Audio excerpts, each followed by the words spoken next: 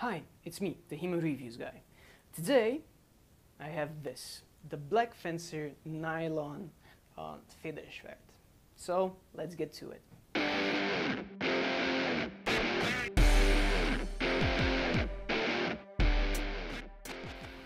Right, so first, full disclosure, my club bought this. The Blackfencer didn't know that I was going to review these in any sort of way. And I absolutely loathed nylon swords before I got these. I hated them because I was used to them being overly flappy and handling like wet fish in a bind. Having said that, these kind of changed my mind.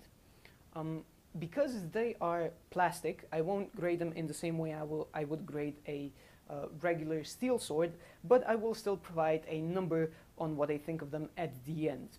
Still, I suggest you listen to what I have to say because it's a more nuanced view than just a number.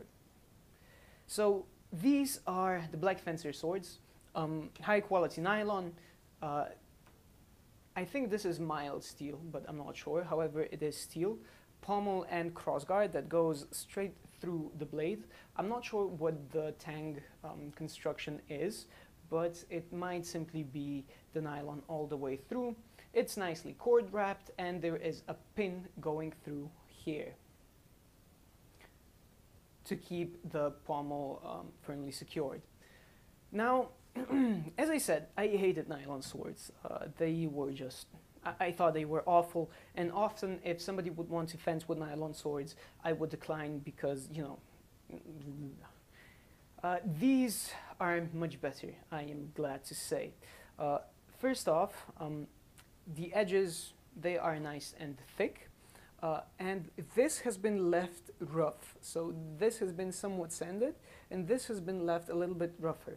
Now, I'm not sure if this is the main reason, or if this is simply because the edge is thicker, but the bind is much more pleasant in these. You can actually feel a little bit of the bind. It's still far from a steel sword, but so much better than most other nylons I have tried. I heard that they are similar to the Pinty nylon swords, but I haven't had the chance to try them out yet. They are also heavier than what I am used from nylon, so about 1.1 kilos, which is light for a longsword, but it's, let's say, within acceptable bounds. They are also much stiffer. I'm pretty sure that this lends itself to better binding. You cannot hit a person simply by bending the sword around their defense with these, which is, Jesus Christ, as it should be. The point of balance is about, what's this, about, let's say, 5 centimeters from the cross, which is, you know, a bit further back than usual, but again, acceptable for a starting weapon. The forward pivot point, I don't know if you can see, you probably can. It's decent, it's where it should be. The length is good, I think it's 125 centimeters. I'll have to check on the official page. And the cord is very rough. If you mean to use these without a glove, you're gonna have a lot of blisters. But with gloves, no major problems. Now, these swords, I would say, are amazing for clubs to have as loaner equipment and to give to newbies. These are excellent swords for newbies. They are not as far removed from steel as most other nylon swords are, so they actually can do proper technique with them. You can also get them without a shield if you wish to, if you prefer that kind of swords. I like the shield for some additional finger protection. And again, as with all nylons, they are somewhat safe to fence with because they have a thicker edge, they are lighter, they still do flex somewhat, but don't spar with them if you don't have proper equipment, because simply because they are lighter, they can strike harder. That's because the force of the impact goes according to the speed squared and only the regular mass. And these can easily break fingers. In addition to that, they are also much stiffer, so stabs are at least as uncomfortable as with a steel sword. They are less dangerous because the point is wider, but they are still very painful if you do them without the proper type of protection.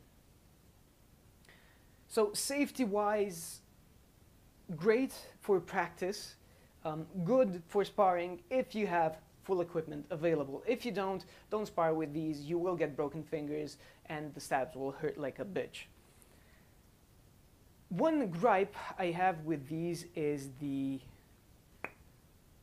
fittings, so the crossguard and the pommel, which is, I have no idea why they didn't go with stainless steel.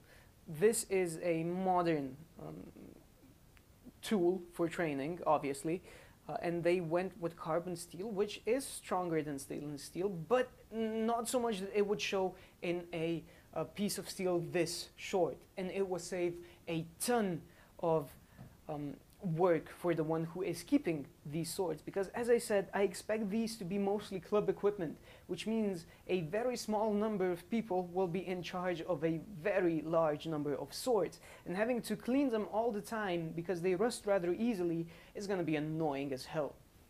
Otherwise, these have actually changed my mind about nylon swords, which is quite a feat in and of itself. They are not as good as steel swords are, and I don't think nylon ever will be. However, they are a decent approximation. I would not hesitate to recommend these to newbies because they are, after all, 1/3 of the price of the cheapest fader you can get. And you can do most, if not all of the things you can do with a steel sword. So yes, I am impressed, I have to say. Good job, Blackfencer. I will give these an 8 out of 10 because, as I said before, great swords. Not entirely safe for sparring, but that's because, you know, they have to be a little bit unsafe so that you can perform well with them. For example, they have to be stiff enough not to be able to bend around the corner, which means they're going to be far more uncomfortable in the thrust. So not as good as steel swords, and they have some issues with rusting.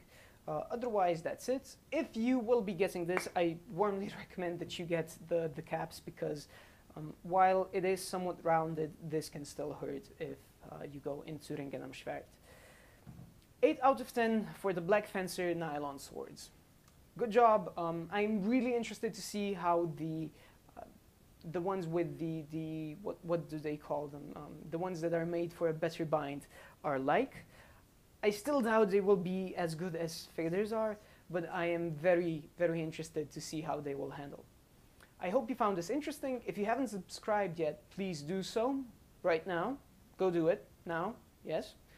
And thank you for watching. Until next time, have a good one.